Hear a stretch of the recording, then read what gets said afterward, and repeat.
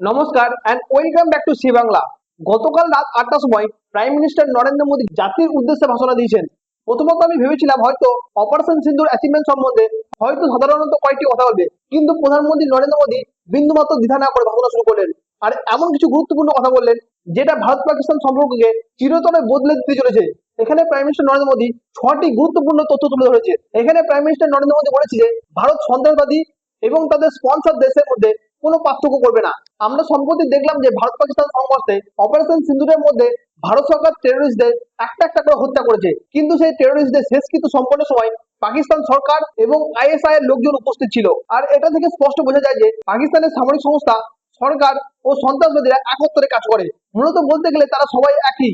আর তার জন্য ভারত সরকার বলেছে যে আমরা এখন থেকে আর আলাদা করে দেখবো না যে কোনটা সরকার আর কোনটা সন্ত্রাসের আশ্রয়দাতা।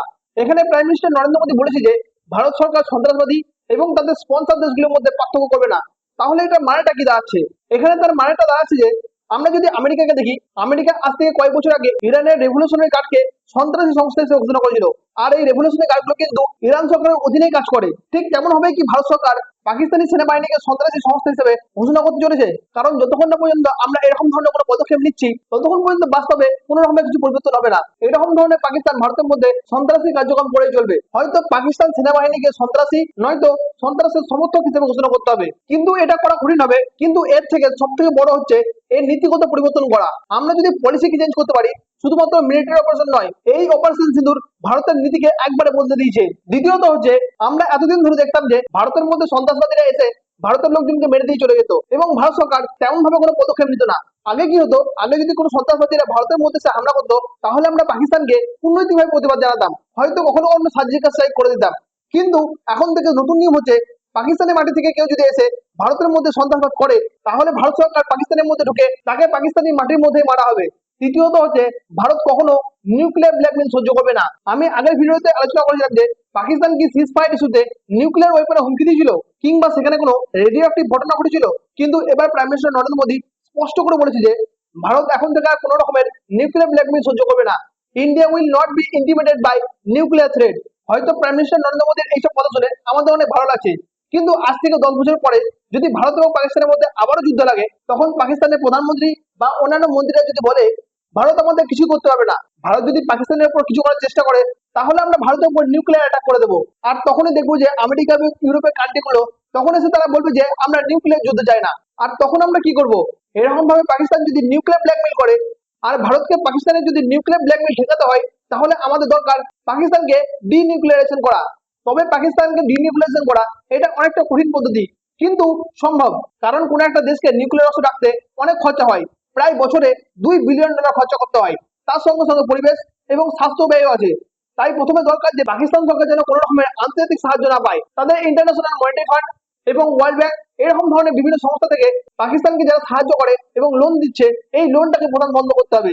এই ইন্টারন্যাশনাল মনিটারি ফান্ড বা ওয়ার্ল্ড ব্যাংক যখনই পাকিস্তানকে কোনো একটা লোন দেয়, সেই লোনটা পাকিস্তানের সেনাবাহিনীর মধ্যে ব্যবহার হয়। আর যখনই এই লোনটা দেবে, আর তখনই সেনাবাহিনী এই টাকাটা ব্যবহার করবে নিউক্লিয়ার অস্ত্র সংরক্ষণ করার জন্য। কিন্তু আমরা যদি এই ইন্টারন্যাশনাল মনিটারি ফান্ড টাকা দেওয়া পাকিস্তানকে বন্ধ করে দিতে পারি, তাহলে পাকিস্তান নিউক্লিয়ার অস্ত্র মেনটেন করতে পারবে না, যার ফলে পাকিস্তান অস্ত্র রক্ষণাবেক্ষণে অক্ষম হয়ে পড়বে। তার জন্য ভারতের দরকার যে ইন্টারন্যাশনাল মনিটারি ফান্ডের উপর প্রভাব বাড়ানো, বিভিন্ন আর্থিক সংস্থায় আমাদের অংশগ্রহণকে বাড়ানো, যাতে পাকিস্তান কোনো রকমের কোনো কিছু তহবিল না পায়। 5 নম্বর পয়েন্ট হচ্ছে বালকানাইজেশন অফ পাকিস্তান। আপনি হয়তো শুনেছেন যে পাকিস্তান ভেঙে যাওয়ার সম্ভাবনা অনেক বেশি। এখানে বালকানাইজেশন মানে বোঝানো হচ্ছে যে একটা রাষ্ট্র অনেকগুলো ছোট ছোট দেশে ভাগ হয়ে যাওয়া। আমরা আগে দেখেছি ইউএসএসআর, এই ইউএসএসআর 90s দশকে কয়েকটি ভাগে ভাগ হয়ে গেছে, কারণ তাদের সবার ভাষা এবং সংস্কৃতি আলাদা ছিল, আর তার জন্য তারা একা থাকতে পারলো না। ঠিক তেমন ভাবে পাকিস্তানের মধ্যে অনেক ধরনের বৈচিত্র্য এবং ভাষা আছে, যেমন পাখতুন, বালুচ, পাঞ্জাবি, পাঠান। ঠিক তেমন ভাবে তাদের সবার ভিন্ন ভাষা এবং তাদের বৈচিত্র্য আলাদা, আর তার জন্যই তারা আলাদা হতে চাইছে। সম্প্রতি বালুচিস্তান লিবারেশন আর্মি ভারত সরকারকে প্রকাশ্যে বলেছে যে আমাদেরকে সমর্থন করুন, আমরা পাকিস্তানের থেকে আলাদা হব। এই যে বালুচিস্তানের স্বাধীনতা, তারা ইউরোপের বালকান অঞ্চল থেকে অনুপ্রাণিত। একটা দেশ তখনই ভাঙে যখন দেশের মধ্যে অর্থনৈতিক অবস্থা দুর্বল হয়ে পড়ে, যদি কোনো দেশের মানুষ দরিদ্র এবং সরকারের অসন্তুষ্টিতে ভোগে, আর তখনই সেই দেশ বা সেই অংশ আলাদা হতে চায়। আর ঠিক এই কারণের জন্য ভারতকে ধীরে ধীরে পাকিস্তানের বালকানাইজেশন ঘটানোর জন্য প্রস্তুত নিতে হবে। এটাই হচ্ছে একমাত্র ডিনিউক্লিয়ারেশনের প্রধান চাবিকাঠি। যদি আমরা ইতিহাস দেখি, তাহলে আমরা দেখবো যে যখনই কোনো দেশের মধ্যে সংকট দেখা যায়, তখনই সেই দেশের মধ্যে বিভাজন ঘটেছে। 6 নম্বর হচ্ছে প্রাইম মিনিস্টার নরেন্দ্র মোদী বলে যে জল এবং রক্ত কখনোই একসঙ্গে বইতে পারে না। পাকিস্তানের মধ্যে এখন বর্তমানে বড় সংকট হচ্ছে জলের সংকট। অর্থাৎ পাকিস্তান যদি আমাদের উপর হামলা চালায় তাহলে আমরা কেন পাকিস্তানকে জল দেবো? সরাসরি প্রধানমন্ত্রী নরেন্দ্র মোদী পাকিস্তানকে ইঙ্গিত করে বলেছে যে পাকিস্তান যদি সন্ত্রাসবাদ ছড়াতে থাকে তাহলে ভারত পাকিস্তানের জল সম্পর্ক কাটতে চলেছে। কারণ সন্ত্রাস এবং বাণিজ্য একসঙ্গে কখনোই চলতে পারে না, এবং জল এবং রক্ত কখনোই একসঙ্গে চলতে পারে না। এটা হচ্ছে ভারতের ঘোষণা। এবং লাস্ট এবং ফাইনাল পয়েন্ট বলেছে পাকিস্তানের সঙ্গে ভারতের যদি কোনো আলোচনা হয় সেটা হবে একমাত্র পাকিস্তান অকুপাইড কাশ্মীরকে নিয়ে। প্রাইম মিনিস্টার নরেন্দ্র মোদীর এরকম একটা নির্ভীক রূপ আমরা প্রথমবার দেখলাম, আর এটা খুবই আকর্ষণীয়। কিন্তু এখন বর্তমানে প্রশ্ন হচ্ছে যে আমরা যে এই পরিবর্তনগুলো বললাম, আমাদেরকে এই পরিবর্তন আনার জন্য ভারত সরকারকে একটা নির্দিষ্ট পলিসি করে চলা দরকার, বা এটাকে একটা নীতিতে রূপান্তরিত করা দরকার। দ্বিতীয়ত হচ্ছে আমরা কি পাকিস্তানি সেনার নাম করে সরাসরি বলবো কি এরা সন্ত্রাসবাদী? এখানে আপনারা কি মনে হয় কমেন্টে অবশ্যই লিখে জানান। প্রাইম মিনিস্টার নরেন্দ্র মোদীর বক্তব্যে আপনাদের কি মতামত কমেন্টে অবশ্যই লিখে জানান।